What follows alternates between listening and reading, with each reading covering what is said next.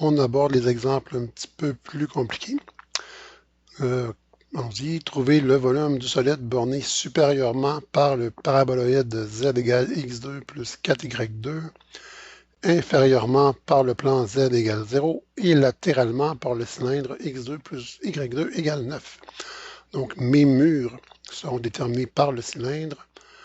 Le plafond sera mon paraboloïde et puis mon plancher, le plan z égale 0. Donc, si j'ai fait quelques esquisses, j'ai mon plancher z égale 0, j'ai mon plafond qui est mon paraboloïde, puis mes murs, le cylindre. Puis si j'ai fait de l'ajustement, c'est la figure dont j'avais déjà parlé ici. Bon, j'ai ajusté les murs pour qu'ils arrêtent au plafond. Fait que je vais avoir le volume de l'espace à l'intérieur du cylindre, au-dessus du cercle, en dessous du paraboloïde. Donc, mon cylindre, mes murs, quelle trace il laisse dans le plan des XY, c'est un cercle. Je l'ai déjà ajouté par rapport à mon note de cours. Puis le cercle, en fait, ce sont deux fonctions. Si j'essaie d'isoler Y, je vais avoir plus la racine de 9 moins x2 qui est le demi-cercle supérieur et moins la racine de 9 moins x2 qui est le demi-cercle inférieur. Puis évidemment, où est-ce que je coupe l'axe des X? C'est au rayon, donc à 3. Moins 3 et 3. On dirait qu'il y a beaucoup d'espace, mais la démarche prend beaucoup d'espace, fait qu'écrivez pas trop gros.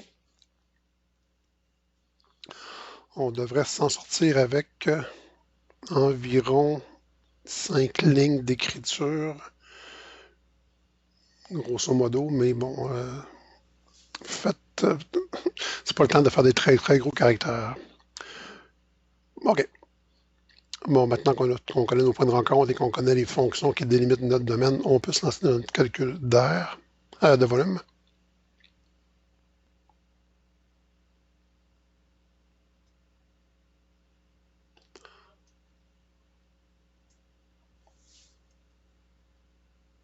On attend. OK. V égale. Pour commencer, je vais garder un petit peu d'informations ici.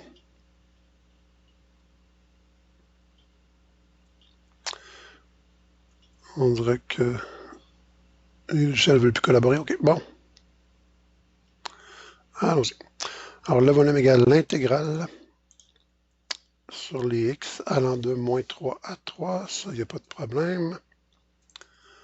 Dx de l'intégrale sur les y allant de la fonction inférieure de mon domaine d'intégration, qui est moins la racine quand j'isole dans l'équation du cercle, donc moins la racine de 9 moins x2, jusqu'à la fonction supérieure qui est la racine de 9 moins x2. dy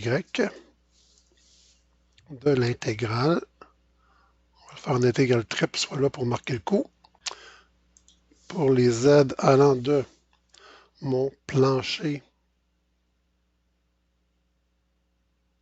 qui est à z égale 0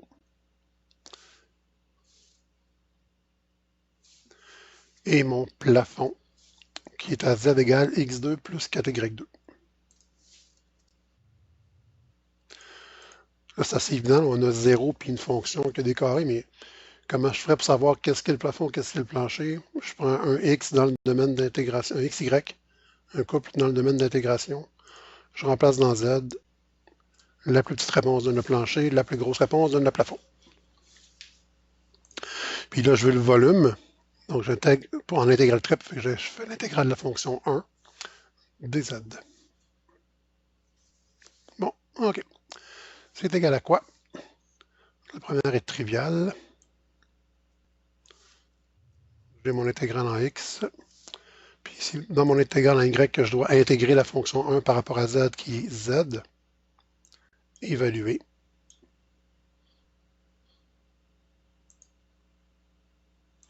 Ça, quand on est habitué, c'est des étapes qu'on peut sauter, là. On peut passer tout de suite à l'étape suivante, mais bon. Évaluer de 0, de z égale 0 à x2 plus 4y2.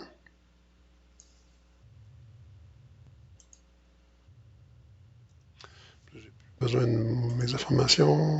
OK. Égal. Puis mon y, évidemment, bon, ici, je remplace z par la valeur d'en haut par la valeur d'en bas. Avec moins 0, ça va me donner que la valeur d'en haut.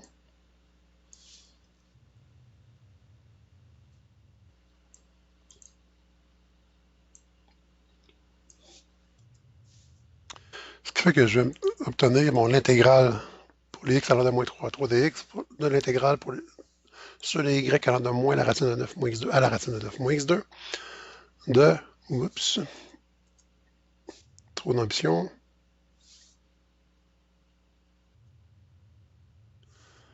de x2 plus 4y2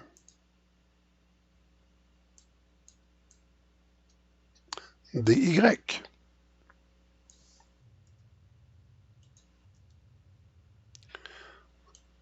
Ce serait mieux qu'il soit dans la parenthèse. OK.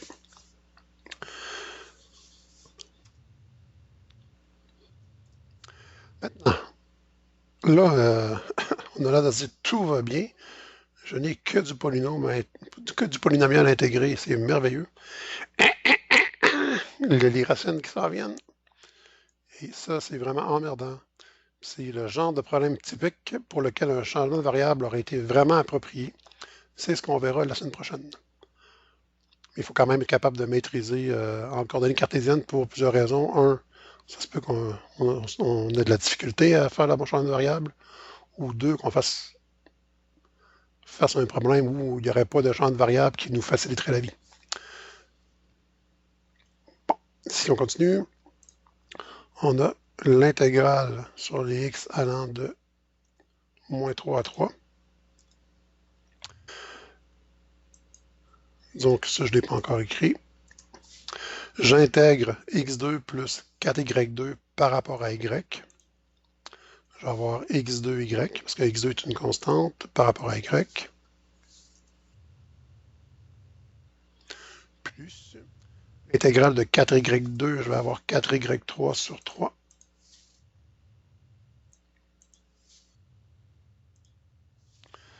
Tout ceci joyeusement évalué.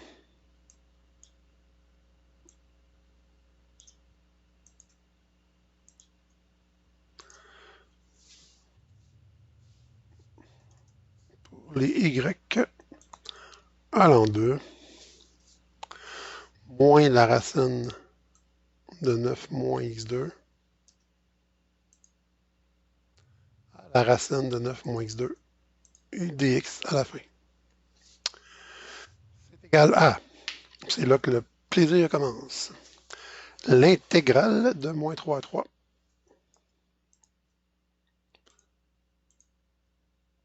Je suis obligé de mettre x parce que je n'aurai que du x dans l'intégrale de moins 3 à 3. J'ouvre un crochet, un méga grand crochet, parce qu'il va y avoir de l'information là-dedans. Ça va être fou. Parenthèse, j'évalue à la borne inférieure. Donc, je remplace les y, si je n'ai pas enlevé mon moins, je remplace les y par la racine de 9 moins x2 dans un premier temps. Donc, je vais avoir x2 fois la racine de 9 moins x2.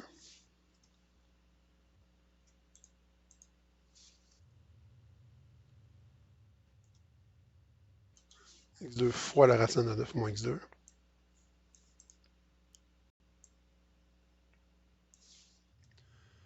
Plus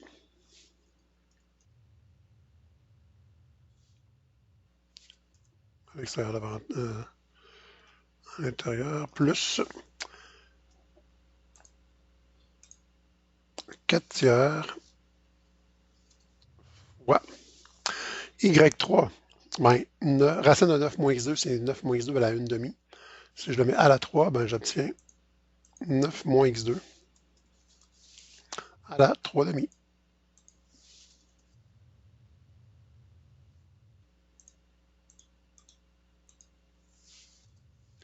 C'est là qu'on apprend que intégrer en intégrale multiple est une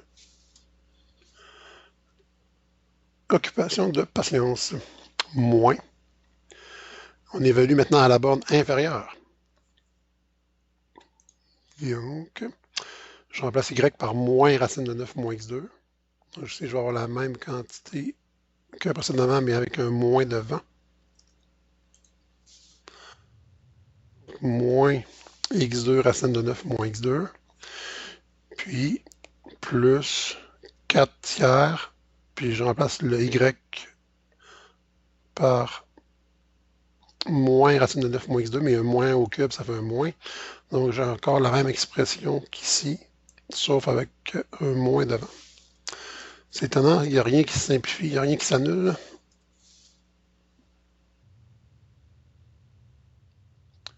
Comme ça ici. Et il ne faut pas oublier au bout le petit dx. Bon, c'est quand même pas si mal. On voit qu'on double nos choses. Fait qu'ici, bon, j'ai le bloc, mon premier bloc, x2 racine, moins x2 racine. Donc, j'aurai 2x2 racine. Puis 4 tiers parenthèse, moins 4 tiers parenthèse. J'ai le double dans ma parenthèse. Donc, je peux sortir un 2. Je vais mettre un 2 en avant. L'intégrale de moins 3 à 3.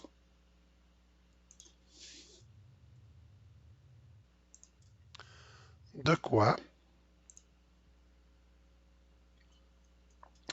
Vu que les parenthèses sont identiques, c'est comme si j'avais deux fois la première parenthèse. Donc, de ma première parenthèse, dx.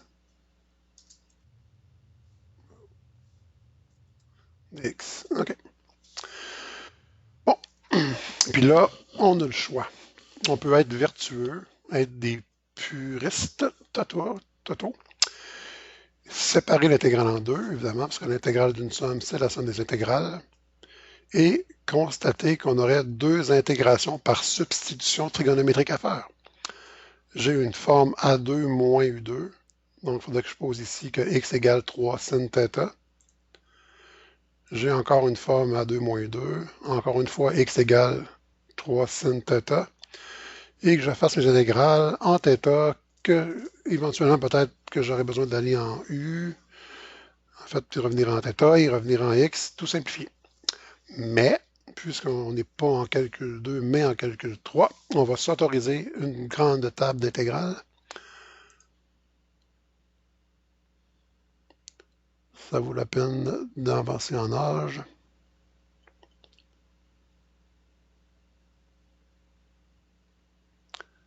Où est le symbole que je cherche? Il est ici. Donc, ce sera égal. La première moitié de mon intégrale, x2 racine de 9 moins x2. Est-ce que ça peut apparaître dans une table d'intégrale? Posez la question, c'est d'y répondre. Bien oui. Donc, par Q22. Puis, c'est pas très joli comme réponse. Vous voyez que ça va être assez long comme réponse. Donc, pour x2 racine de 9 moins x2, je vais pouvoir utiliser Q22.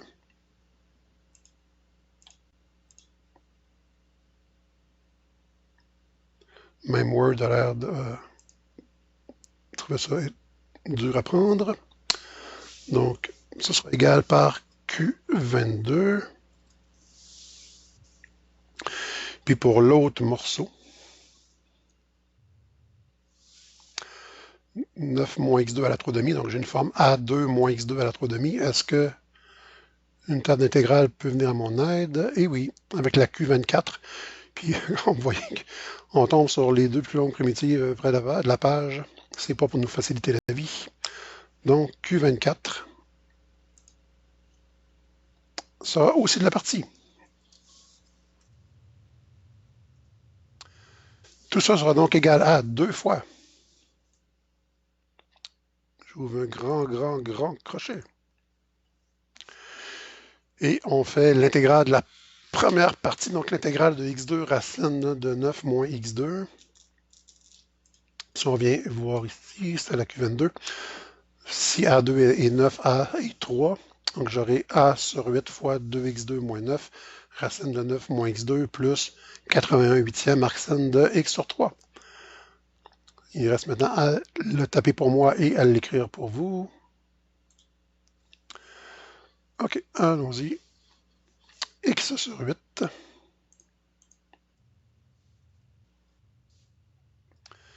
Comme si c'était la millième fois que je faisais ça dans ma vie. Quoique, x sur 8 fois 2x2 moins 9.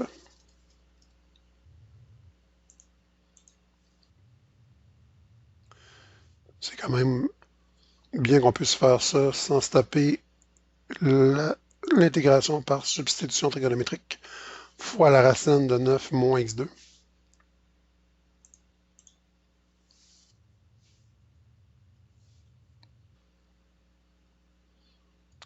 Plus 81 huitièmes.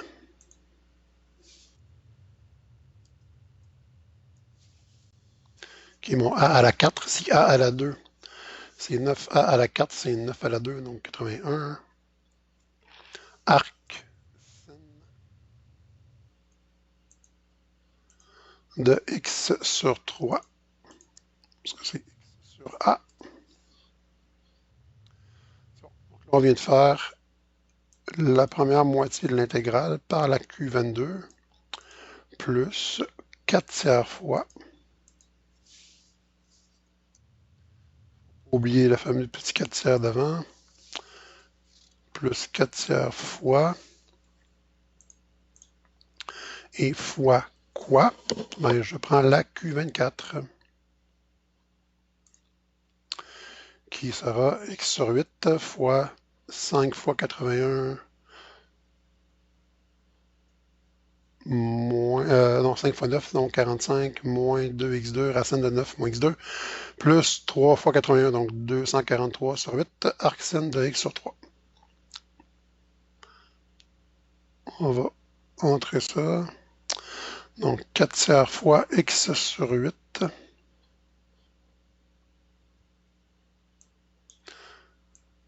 Sauver, je gagne un petit peu de temps, je vais modifier ça ici. En fait, ça ressemble beaucoup à l'expression d'avant.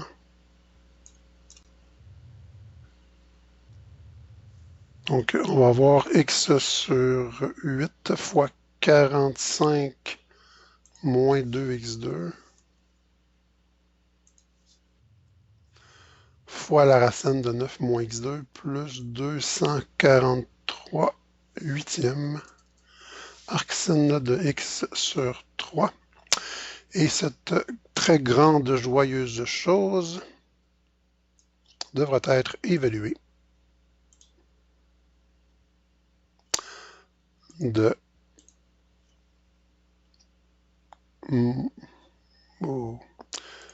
symbole qui ne va pas à la même bonne place. Donc tout ça sera évalué de moins 3 à 3. Je n'ai pas encore le bon modèle.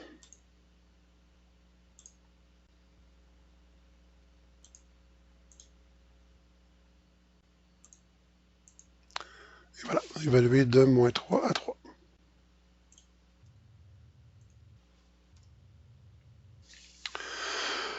On est quand même assez chanceux.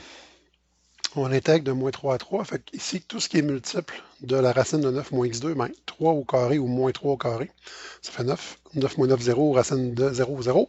0 fois n'importe quoi, 0. Donc, autant à l'évaluation à la bande supérieure qu'inférieure, le terme qui est ici va s'annuler. Puis le grand terme qui est ici va s'annuler aussi. Donc, il ne me reste que mes arcsines. Je pourrais donc dire que je vais avoir 81 huitièmes arcsine de x sur 3 plus 4 tiers fois 243 huitièmes arcsine de x sur 3. Donc, si on fait le calcul, on va avoir 45 quarts, 405, désolé, 405 quarts fois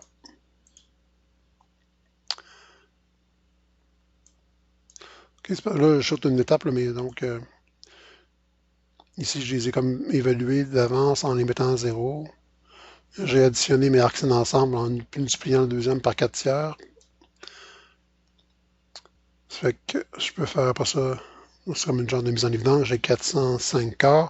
Puis il me reste à évaluer arcsin de x sur 3 entre moins 3 et 3. Donc quand x vaut 3, j'ai arcsin là.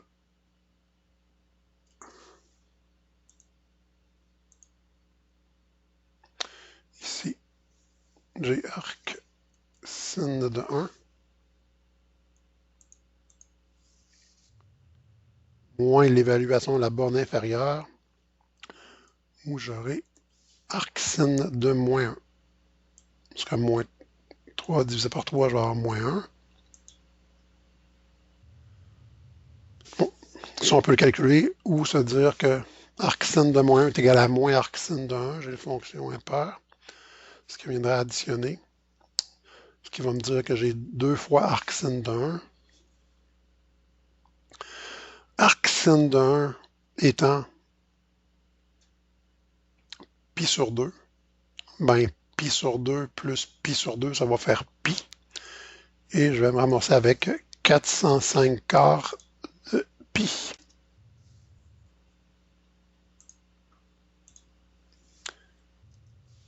Unité quoi déjà? Unité cube. 405 pi sur 4, unité cube. C'est pas que c'est hyper compliqué, c'est que c'est long, puis il faut faire attention de ne pas se perdre dans les détails.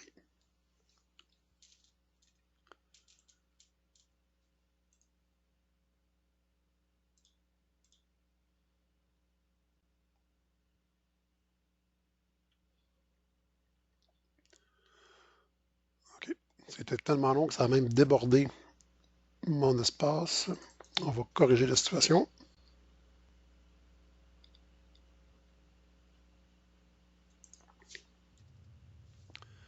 Est-ce que ça devrait être suffisant?